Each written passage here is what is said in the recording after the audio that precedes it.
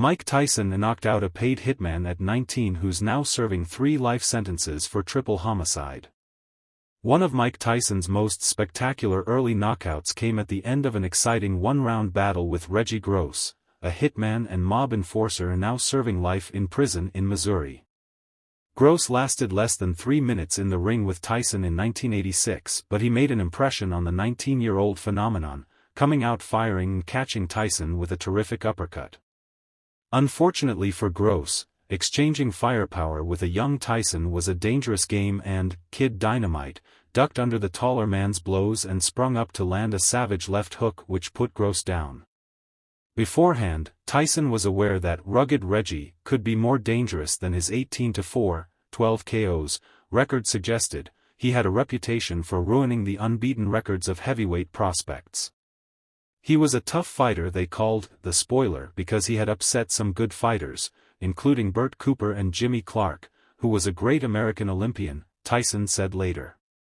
What Tyson may not have known was that as well as being a talented if underachieving boxer, Gross was also an enforcer for a violent drug gang in his native Baltimore. Just 3 months after his fight with Tyson on HBO, Gross committed the first of 3 brutal murders he would eventually be convicted of carrying out as contract killings. Much like Tyson, whose early life on the streets of Brooklyn was no picnic, Gross had a tough upbringing. His father was stabbed to death on the streets when Reggie was only 3 days old, and by the age of only 13, Gross was in juvenile detention following a purse snatching carried out with what turned out to be a toy gun. Like many troubled teens, Gross found boxing and discovered he had an aptitude for it. He was 6 feet 3 inches, athletic, could punch, and after a 22-fight amateur career he turned pro in 1982. Under the guidance of respected trainer Mac Lewis, Gross racked up a 14-0 record, initially at light heavyweight, including a win over future world champion Prince Charles Williams. However, Gross was living a double life away from the boxing gym. He was using drugs and had become involved with one of the deadliest and most notorious gangs in Baltimore, headed by Warren "Black" Bordley. The kingpin of a major cocaine-heroin trafficking group, Bordley had boxed himself. Advertisement. Gross's drug addiction and the tragic death of his 5-year-old son in a house fire understandably affected his boxing career.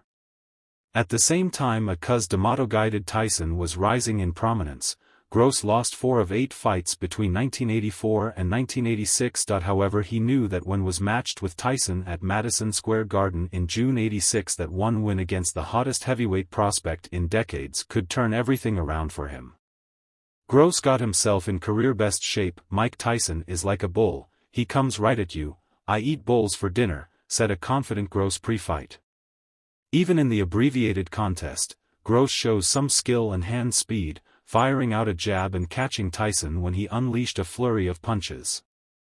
Unfortunately, when facing Tyson, who later that year would become the youngest heavyweight champion in history, you needed either supreme defensive skills or a cast-iron jaw. Gross got carried away landing his own shots and Tyson's compact left hook flattened him. Reggie bravely got up but on shaky legs and Tyson's salvo of follow-up hooks sent him slumping into the ropes. The fight was called off with 24 seconds left in the first round as the MSG went wild. Reggie admits that he got carried away after catching Tyson cleanly. I say to myself, oh my God, I hit him, Gross recalled, years after the contest. I hit that man on the chin. I say, suppose I hit him one more time with this right hand. I'm gonna knock his block off. Gross was arrested for the killing. But, despite the fact the state produced several eyewitnesses who said they saw him carry out the murder then flee down an alley, he was found not guilty by a jury. The boxer had spent much of his career-high purse for the Tyson fight, a reported $50,000, on legal fees. At least he was free to resume his boxing career. Now cast firmly in the opponent role, Gross would lose in 8 rounds to Frank Bruno in 1987 and his last fight actually came on a Tyson undercard. While Iron Mike was securing his greatest win, knocking out Michael Spinks in 91 seconds in June 1988, Gross was stopped by big punching Donovan "Razor" Ruddock, himself a future Tyson opponent.